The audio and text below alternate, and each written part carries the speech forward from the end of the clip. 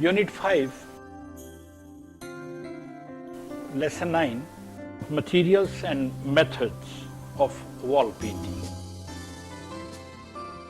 Wall painting could be divided into two forms. One is the fresco painting and another is the wall painting, which we call mural painting today. When we talk of fresco painting, it has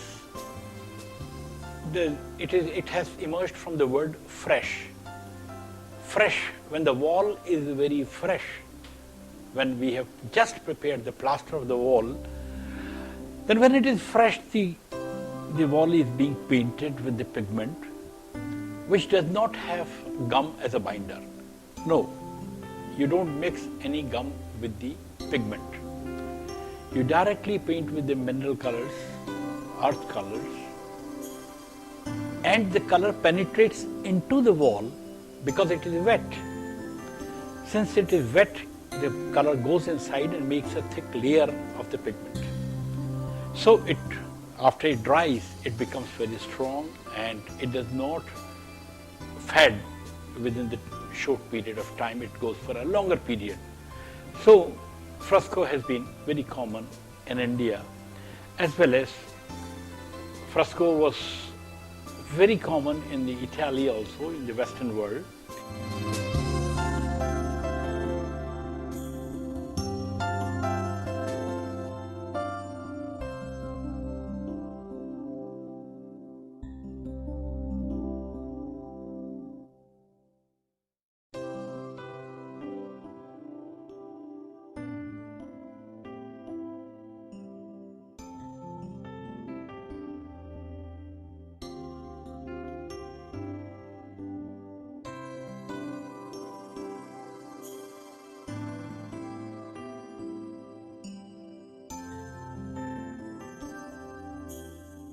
Indian fresco painting.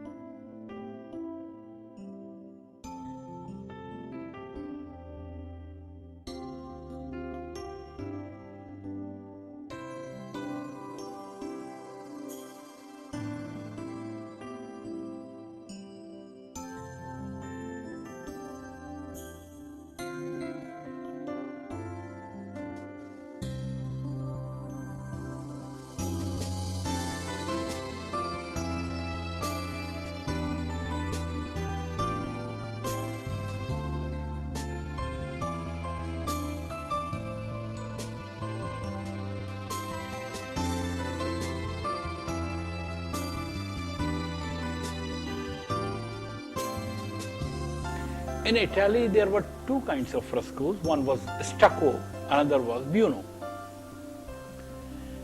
The stucco process is quite similar to our Indian method of fresco painting, which is known as ala gila process. Ala gila is a Rajasthani word. Ala and gila, both words means when it is wet.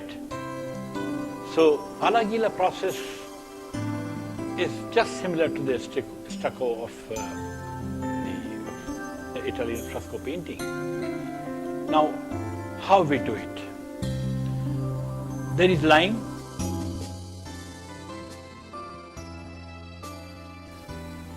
then lime dust, marble dust, gum, sand, the yellow part of egg,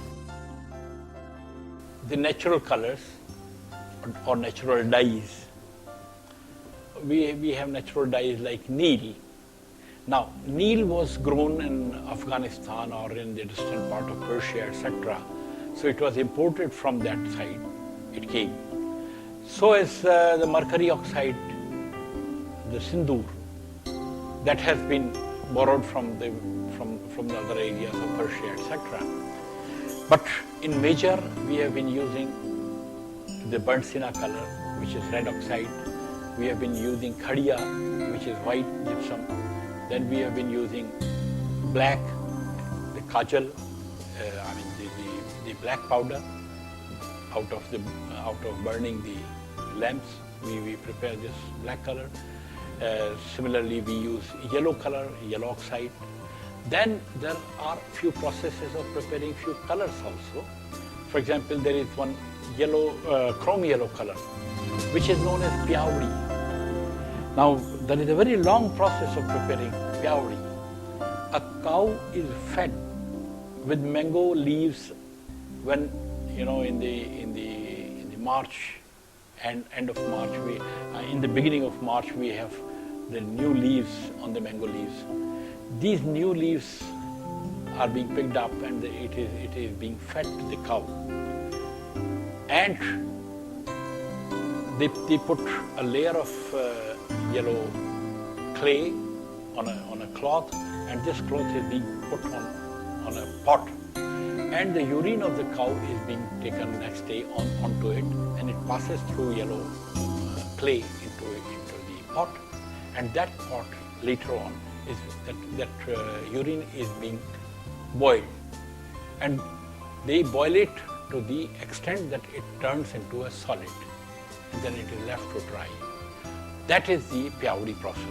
It's a very tedious process because in most of the times the urine gets spoiled and you don't get the color of your intensity.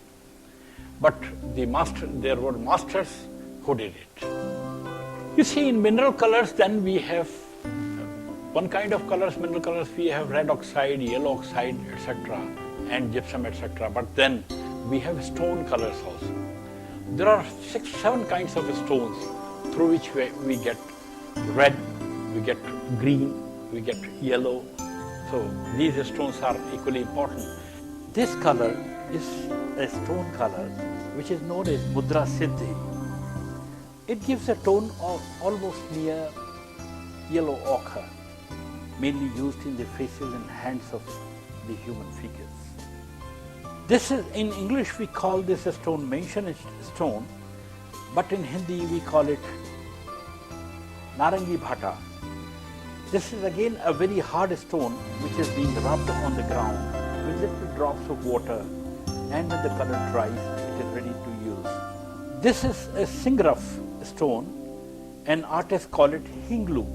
This is almost rose madar kind of color, which is again a stone color, and artists employs a similar process of grinding it. This color is known as Hartal, again a stone color, which gives you chrome yellow color.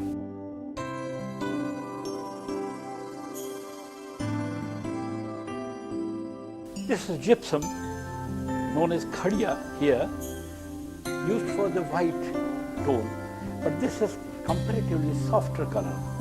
This is rubbed very easily. One has not to work very hard like stone colors. This is Neil, which we call in English indigo. Indigo is being grown on the trees, or we have the plantation of indigo. During the Mughal times, it was brought from Persia and Afghanistan.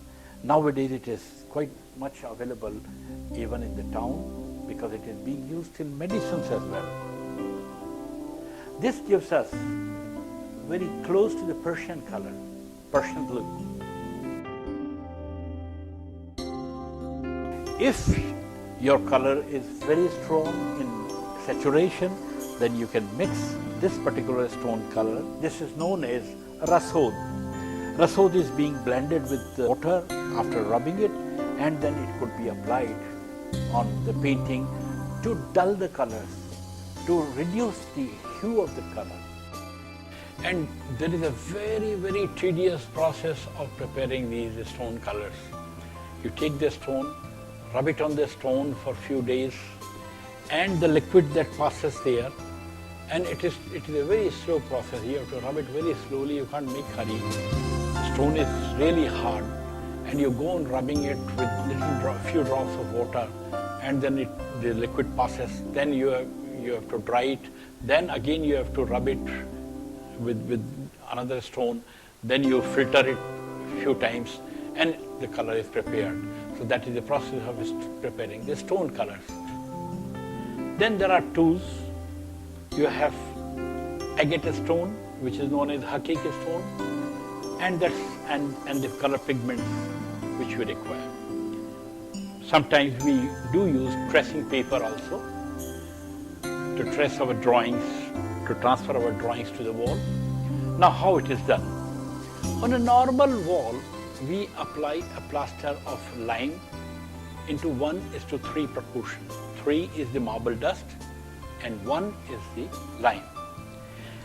But then lime is prepared. There is a process of preparing the lime. The lime is dipped into the water with little milk into it. The cow milk is used, and that too unboiled. The cow milk is added to the water, and it is being kept for 3 months, 4 months. So the lime becomes very smooth and silky. And this lime is being mixed with the marble dust, and first layer of marble dust is created. Marble dust and lime is plastered over the wall. Then we have pure lime. The pure lime, which has been dipped with the milk and with the water, that lime layer is being done there. You put a film of this lime, and then when we use a stone known as ghoti, G-H-O-T-I. Ghoti means to burnish.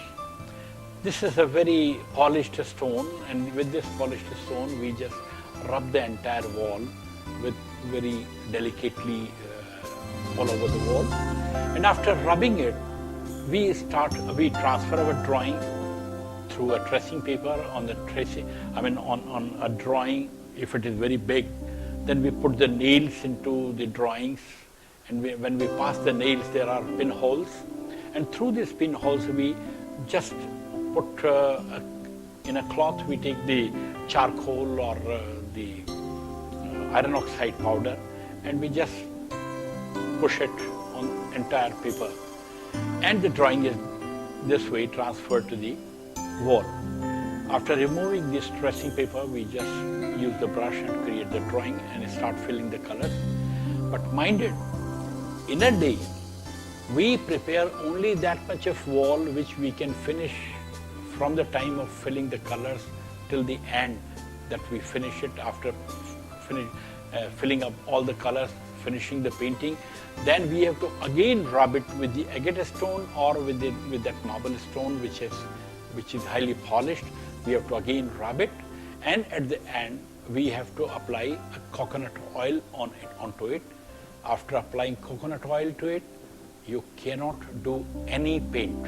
You cannot put any pigment. This is the process of fresco painting practiced in Rajasthan from the Mughal period, known as Ala Gila.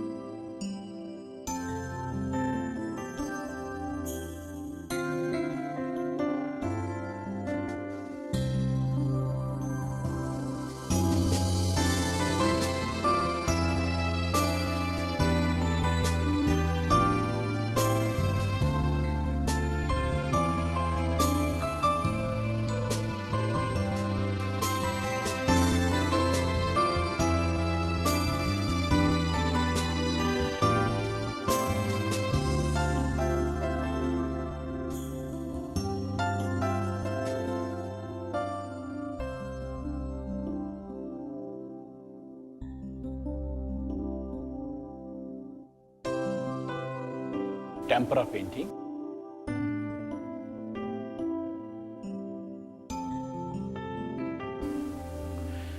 Another process in wall painting is the mural kind of painting. We can also call it tempera painting, which has been also practiced in Rajasthan. Here in this process, we have the marble dust and the lime plaster is being done 1:3, same proportion, and it is a little bit rough kind of wall with lots of textures of sand. And over this, we paint with the colors, pigment colors mixed with the gum. So this is a kind of tempera painting, which has been also practiced in Rajasthan. Lots of Havelis have been painted, especially the Shekhawati area. Most of the frescoes have been painted in this tempera process.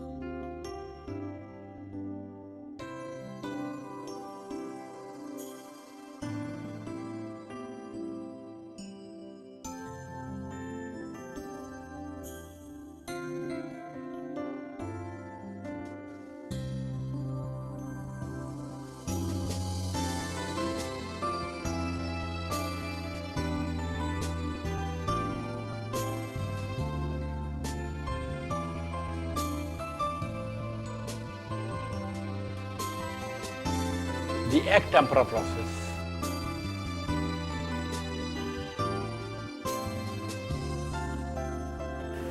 The third process, which was very common in Europe, was the egg tempera process. In egg tempera, instead of gum, you use the yellow part of egg. You mix it as a binder and you just paint on the wall, plastered wall.